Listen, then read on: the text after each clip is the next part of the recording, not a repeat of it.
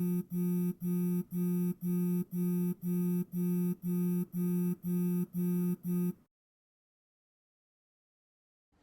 morning we wake up and immediately reach for our phones. Social media and phone usage shape the way we think, our desires, and even who we become. We surrender our attention, privacy, and autonomy to engage in the applications. The consequences of screen usage on our lives and our identity mean that moderating this usage is not enough. To be truly free, we must display the virtue of self-discipline and completely withdraw. In doing so, we regain our humanity and freedom despite the grueling withdrawals of social media sobriety.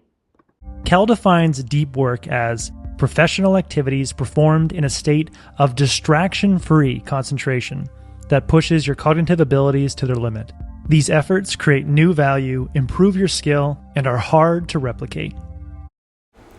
In this clip, Cal introduces us to the concept of what deep work is. Deep work is a serious state of focus and takes a lot more time and energy to cultivate today than ever before. Most of this comes from the recent addiction to screens around us. Not just screens, but the attachment that comes from social media. It has been detrimental to the human work ethic, and we are not even able to focus for most of the time a full hour. It is so interesting when comparing this to how times used to be. Humans used to set aside time to go on their phones rather than be off their phones. As silly as this may sound, we have truly done a full 180 of something that used to be entertaining from time to time to something we truly cannot live without. It is easy for humans to say they could live without TikTok or Instagram, but when it comes down to it, unless it is completely erased from their devices, they will continue to go back to it and lose focus on the more important parts of life. In a 2012 study, led by psychologists Wilhelm Hoffman and Roy Baumeister, involving 205 adults, found that we are only able to resist temptations to take a break from work, to check email, surf the web, or watch TV just 50% of the time. After watching this clip, our understanding of the seriousness of the issue is expanded. Our quality of work is degrading because of our attachment to our phones. Being successful only half of the time back in 2012 is scary to think about because it is imaginable that it is only significantly worse now. If it is a struggle to sit and complete a paper at work for 30 minutes, how is society as a whole ever going to complete those big life-changing projects with focus and success? The addiction to social media puts risk to us and those around us, and the addiction is causing us to lose virtue rather than gain it. Humans today would rather sit and watch 15-second videos on repeat for hours than actually make a change in the world. We need to practice the virtue of disciplining ourselves and others if we want to improve as a society. To further understand the ethics of social media use, we analyzed the journal The Ethics of the Attention Economy by Vikram Bhargava and Manuel Velasquez. This paper addresses the format in which developers design platforms to knowingly encourage addiction. In using slot machine mechanics identified as an intermittent and unpredictable reward system, the paper argues social media users are at risk of forming a habit similar in intensity to cigarette, alcohol, or gambling addiction. Furthermore, the paper distinguishes the difference between these substance addictions and social media by one category. The user is the product. In cigarette sales, the producer doesn't care about whether or not the consumer smokes as long as they get a profit. In social media, the developers make the most profit off of the user's attention, otherwise known as the attention economy.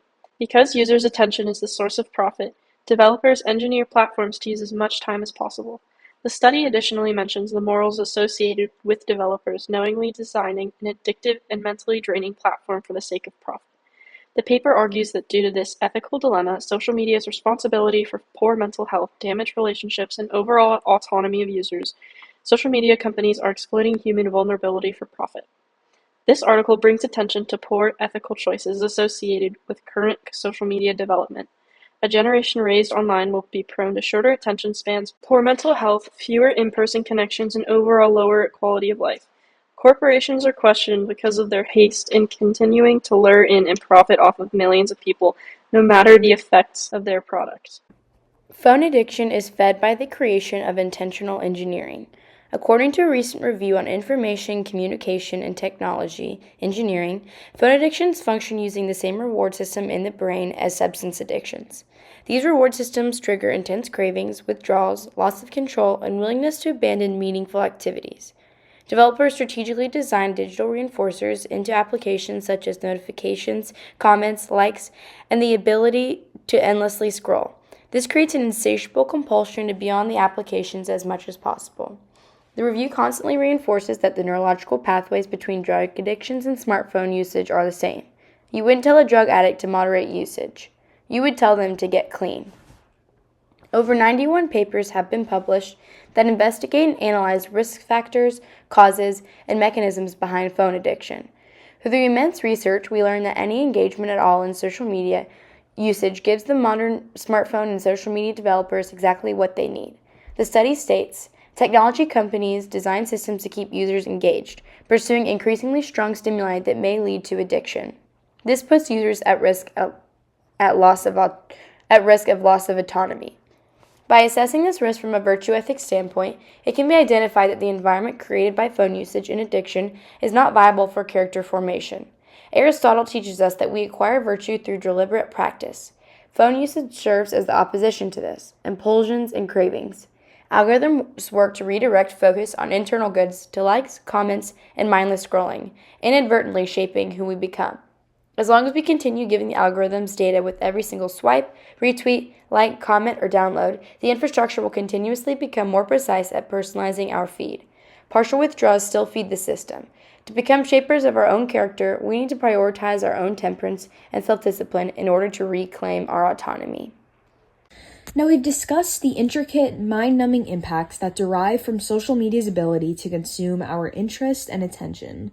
But if we zoom out and look at real-world examples, the raw impact comes to life. Take the movie 8th Grade, for instance, a film that follows 13-year-old Kayla as she navigates social anxiety, fitting in, and life online. Earlier in the movie, we see Kayla so absorbed in scrolling on her phone that she completely tunes out her dad. Social media isn't just entertaining here. It slowly trains her to obtain a vice of inattentiveness, choosing to engross her brain in the endless scroll phenomenon over a real human relationship.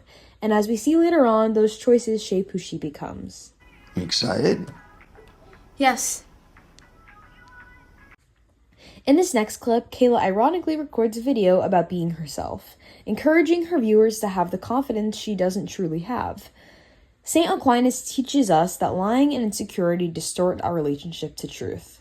Here, Kayla is so tempted by social media to curate a false sense of who she is to an invisible audience, rather than being honest and confronting her fears and loneliness. But in the final clip of the film, Kayla drops the act. I'm really, nervous all the time. And speaks honestly about her struggle.